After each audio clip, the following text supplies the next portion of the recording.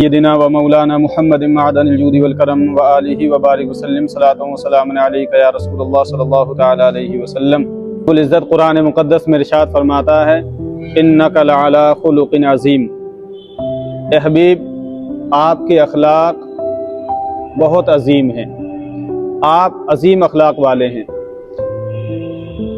نبی اکرم صلی اللہ تعالی علیہ وسلم نے ارشاد فرمایا کہ میزان پر اگر کوئی سب سے بھاری عمل ہوگا، کوئی سب سے زیادہ وزنی عمل اگر کوئی ہوگا تو وہ حسن اخلاق ہے، یعنی اخلاق سب سے زیادہ وزنی ہوں گے۔ آج اخلاق کی کمی ہے۔ نبی اکرم صلی اللہ تعالی علیہ وسلم کے اخلاق سب سے اچھے تھے۔ نبی اکرم صلی اللہ علیہ وسلم کے اخلاق سب سے اچھے۔ بچوں کو آپ سلام کیا کرتے تھے، بڑوں کا ادب کیا کرتے تھے، چھوٹوں پر شفقت کیا کرتے تھے، عزت کیا کرتے تھے، بڑوں کی تعظیم کیا کرتے تھے۔ یہ نبی اکرم صلی اللہ علیہ وسلم کا حسن اخلاق ہی تو ہے کہ 23 سال میں، اس قلیل مدت میں آپ نے اسلام کو پھیلایا، اور دنیا نے کتنی کوششیں کی آپ کو روکنے کے لیے، لیکن آقا علیہ الصلوۃ والسلام نہیں رکے۔ جب آپ تبلیغ کرتے رہے، کفار مکہ کو بڑی پریشانیاں پہنچی۔ جناب ابو طالب کے پاس آئے اور عرض کیا کہ اگر محمد صلی اللہ علیہ وسلم اگر ان کو کسی چیز کی ضرورت ہے تو ہم دینے کے لیے تیار ہیں، مال و دولت کی ضرورت ہے ہم دینے کے لیے تیار ہیں، کسی خوبصورت عورت سے نکاح کرنے کی خواہش مند ہیں تو وہ بھی ہم دینے کے لیے تیار ہیں، کرا دیتے ہیں، کچھ اور چاہیے تو وہ بھی ہم دینے کے لیے تیار ہیں، ہم سب کا سردار بنا دیتے ہیں، لیکن ان سے کہیے کہ یہ اپنے کام سے رک جائیں۔ آقا علیہ الصلوۃ والسلام نے ارشاد فرمایا اے میرے چچا، خدا کی قسم اگر وہ لوگ میرے سیدھے ہاتھ میں سورج اور الٹے ہاتھ میں چاند لا کر بھی رکھ دیں، جب بھی میں اس کام کو ہرگز نہیں چھوڑوں گا، ہے نا۔ یہاں تک کہ اللہ تعالیٰ اسے یعنی اسلام کو غالب کر دے، میں اسی کام میں اپنی جان دے دوں گا۔ نبی اکرم صلی اللہ علیہ وسلم کے حسن اخلاق ہی سے تو لوگوں نے کلمے پڑھنا شروع کر دیے۔ اسلام اتنا تلوار کے زور پر نہیں پھیلا جتنا کہ اخلاق کے زور پر پھیلا ہے۔ اخلاق کو دیکھ کر کے جو اسلام لے کر کے آئے ہیں لوگ۔ اب قرآن و حدیث ہمارے سامنے ہے، اللہ کے پیارے حبیب صلی اللہ علیہ وسلم کے اخلاق تو عظیم ہیں، اسی لیے شاعر کہتے ہیں کہ تیرے خلق کو، اعلیٰ حضرت نے کہا تیرے خلق کو حق نے عظیم کہا، تیری خلق کو حق نے جمیل کیا، کوئی تجھ سا ہوا ہے نہ ہوگا شہا تیرے خالق حسن و ادا کی قسم۔ حضرت عائشہ صدیقہ رضی اللہ تعالی عنہا سے مروی ہے کہ حبیب پروردگار احمد مختار مالک دو جہاں صلی اللہ تعالی علیہ وسلم کا خلق قرآن تھا، یعنی آپ قرآن کو دیکھ لیجئے اور حضور کا اخلاق دیکھ لیجئے، نہ قرآن حضور سے جدا ہے نہ حضور قرآن سے جدا ہے۔ اگر حضور کے اخلاق دیکھنے ہیں تو قرآن کو دیکھ لیجئے، سبحان اللہ۔ حضرت سیدنا عبداللہ ابن مبارک رضی اللہ تعالیٰ عنہ حسن اخلاق کی تعریف کرتے ہوئے فرماتے ہیں کہ عاجزی انکساری، خندہ پیشانی سے اللہ کی راہ میں خرچ کرنا اور کسی کو تکلیف نہ دینے کا نام یہ اخلاق ہے۔ ہماری زبان سے، ہمارے ہاتھ سے، ہمارے کسی بھی چیز سے کسی مومن کو تکلیف نہ پہنچے، اسی کا نام تو حسن اخلاق ہے۔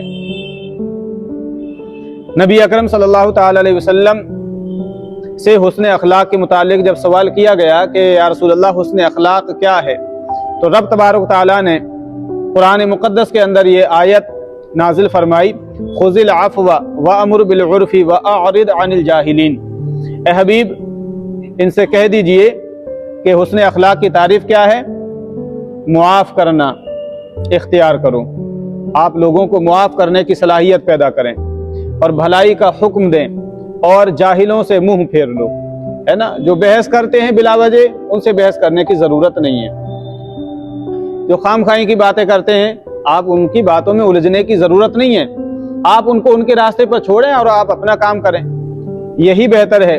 حضرت مولا علی رضی اللہ تعالیٰ عنہ ارشاد فرماتے ہیں کہ جاہل سے بس اتنا ہی ہے کہ دور کا سلام، اس نے سلام کر دیا، آپ نے سلام کر لیا، بس بات ختم۔ اس سے زیادہ اس سے بحث نہ کریں۔ الجھنے کا مطلب یہ ہے کہ آپ خود اپنی صلاحیتیں اس کے سامنے ضائع کر رہے ہیں۔ بحث کرنے کا مطلب ہی نہیں اس سے۔ بحث وہاں کری جاتی ہے جہاں مانتا ہو، جانتا ہو۔ اب جو ایک شخص ایسا ہے کہ جانتا بھی نہیں ہے، اوپر سے مانتا بھی نہیں ہے، تو آپ لاکھ دلیلیں دے لیں اس کے سامنے تو وہ ماننے کو تیار ہی نہیں ہے۔ اس لیے اس سے بہتر یہ ہے کہ کنارہ کر لیا جائے۔ نبی اکرم صلی اللہ تعالی علیہ وسلم کا ارشاد ہے، حضرت عائشہ صدیقہ رضی اللہ تعالی عنہ سے روایت ہے کہ آقا علیہ الصلوۃ والسلام نے فرمایا، جب اللہ تعالیٰ کسی گھرانے کے لیے خیر کا ارادہ فرماتا ہے، بھلائی کا ارادہ فرماتا ہے، تو ان میں شفقت اور مہربانی پیدا فرما دیتا ہے۔ سبحان اللہ۔ اور یہ کہ مہربانی اگر کسی مخلوق کی شکل و صورت میں ظاہر ہوتی، یعنی حضور فرماتے ہیں کہ اگر اخلاق کی اگر کوئی شکل ہوتی نا، اخلاق کی اگر کوئی شکل و صورت ہوتی تو دنیا کی کوئی چیز بھی اس سے زیادہ خوبصورت نہیں ہوتی۔ یعنی سب سے خوبصورت اگر کوئی چیز ہوتی شکل و صورت میں تو وہ اخلاق کی ہوتی۔ اور آپ نے یہ بھی بیان فرمایا کہ بد اخلاقی اور سختی اگر کسی شکل و صورت میں ظاہر کی جاتی تو اس سے زیادہ بدصورت کوئی چیز دنیا میں نہیں ہوتی۔ اللہ اکبر۔ مطلب یہ کہ بد اخلاقی کی اگر صورت ہوتی تو اس سے زیادہ بدصورت کوئی نہیں ہوتی۔ تو پتہ یہ چلتا ہے کہ اخلاق، اچھے اخلاق اللہ کو بہت پسند ہیں۔ اور دیکھیے اخلاق کے ذریعے جو ہے نا آپ بڑے بڑے اچھے کام لوگوں سے کرا سکتے ہیں، اور بد اخلاقی سے آپ کچھ بھی نہیں کرا سکتے۔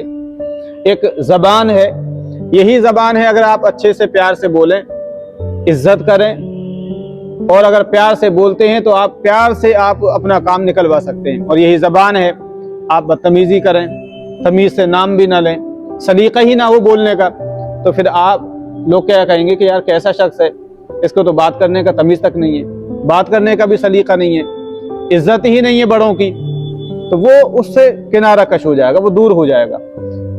تو اخلاق وہ دولت ہے کہ اگر کسی کے پاس آ جائے تو بڑے بڑے اچھے کام اخلاق کے ذریعے، صرف زبان کے ذریعے ہو جاتے ہیں۔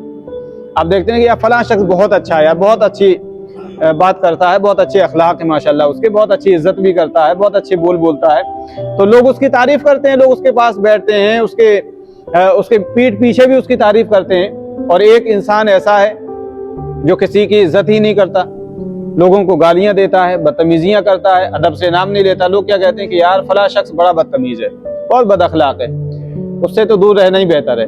تو بد اخلاقی سے انسان دور رہتا ہے، اس لیے اپنے اندر اچھے اخلاق پیدا کریں۔ ہم یہاں پر صرف یہی نہیں کہ ہم لوگوں سے اخلاق سے پیش آئیں، اپنے گھر کے اندر سب سے پہلے اخلاق سے پیش آئیے۔ آپ یہ کام سب سے پہلے اپنے گھر سے کیجئے، اپنے بچوں سے، اپنے بڑوں سے، اپنے والدین سے، اپنے بھائیوں سے پہلے یہاں سے شروعات کیجئے۔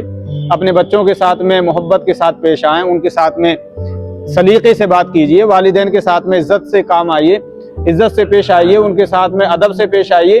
گھر کے اندر آپ جب اچھے اخلاق پیدا کریں گے تو آنے والی نسلیں تو خود اچھی ہو جائیں گی انشاءاللہ۔ جب آپ اپنے بچوں کو اچھی تربیت دیں گے اور انہیں بولنے کا سلیقہ سکھائیں گے کہ بیٹا ہمیشہ آپ کر کے ہی بولنا ہے، چاہے چھوٹا ہو یا بڑا ہو، کوئی بھی ہو، عزت کے ساتھ میں نام لینا ہے، تو بچے آپ ہی سے تو سیکھتے ہیں، والدین سے سیکھتے ہیں۔